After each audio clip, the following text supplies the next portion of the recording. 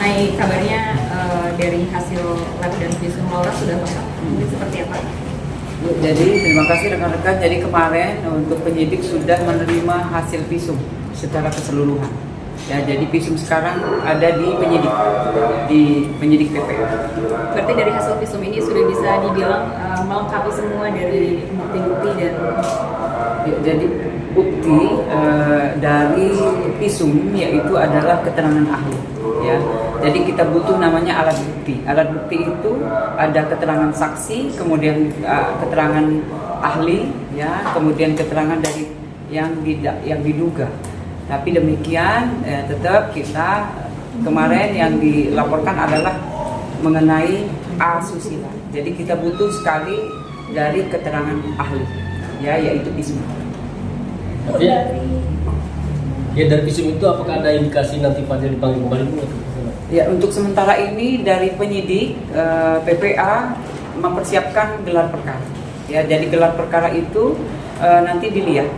Jadi dari mulai keterangan, kemudian juga barang bukti, lalu juga kemarin sudah diterima visum, itu yang menjadi bekal untuk tahap selanjutnya yang dilakukan oleh penyidik.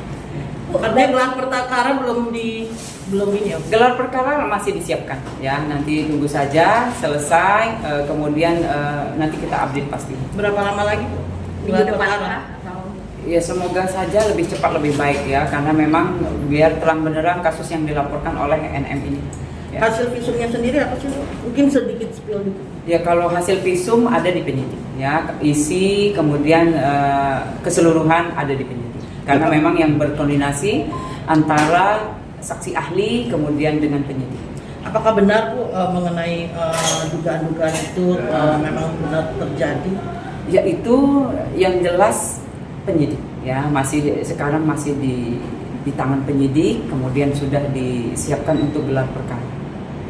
Mungkin proses selanjutnya seperti apa gitu, karena dan sudah sampai tahap mana gitu, karena kan yang kemarin dari kemarin ditunggu-tunggu adalah memang hasil visum ini gitu. Ya, betul. Jadi yang ditunggu sudah datang, yaitu dari visum, ya, yang jelas visum keseluruhan sudah ada di penyidik.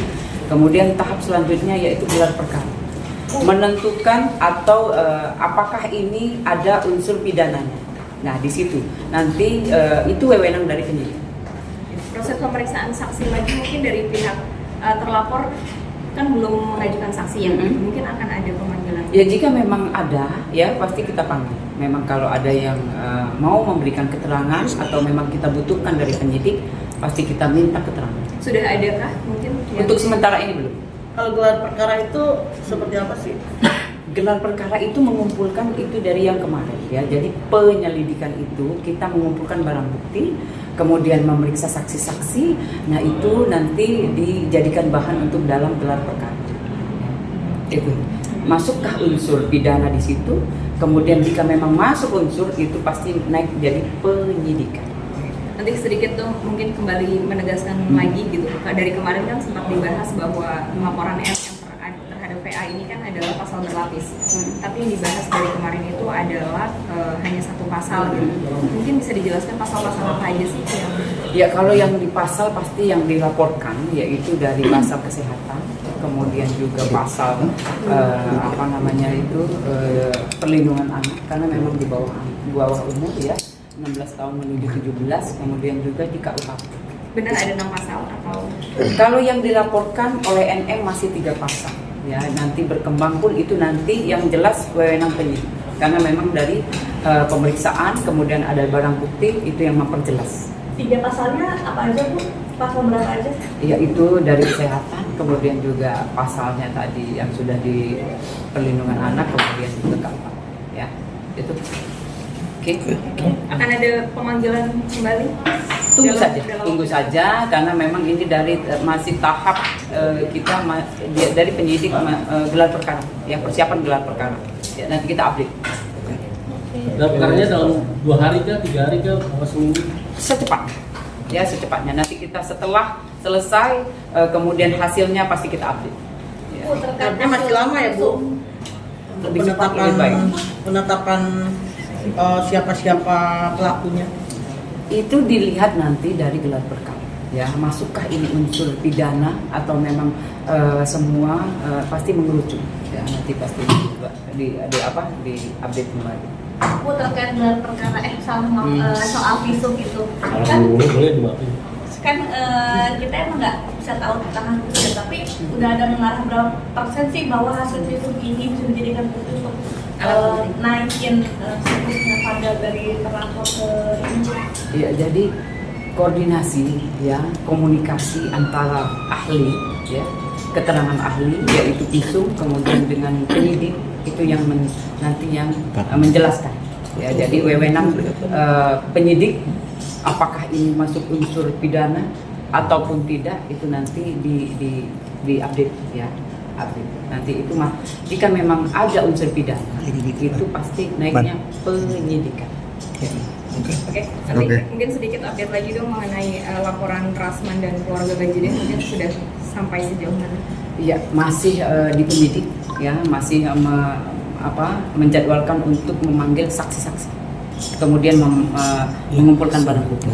Itu yang dilakukan oleh penyidik. Ibu, kalau dibilang ini terkesan agak lama, seperti apa sih Bu? Ya karena memang itu tahap-tahapan dari mekanisme yang ada ya, dari penyelidikan, mengumpulkan informasi ya, barang bukti, kemudian jika memang ada alat bukti jelas ya, itu pasti naik penyidikan. Jadi memang semuanya itu memang ada tahap-tahapannya. Tapi ada yang bilang bahwa kenapa sih kan udah jelas ini di bawah umur, kenapa nggak langsung aja, itu seperti apa? Iya, ya, jadi memang sekali lagi ada tahap-tahapan.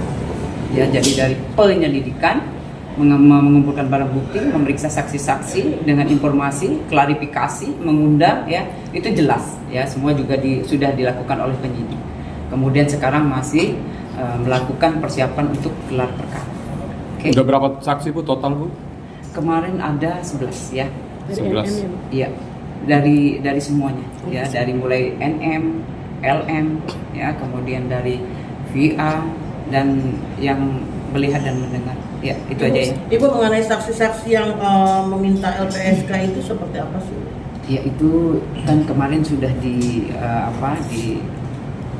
itu kan ya, kemarin silakan nanti bertanya lagi ke pengacara ya. Yang jelas nanti kita tanyakan kembali ke penyidik. Itu. Oke. Siap. Ya.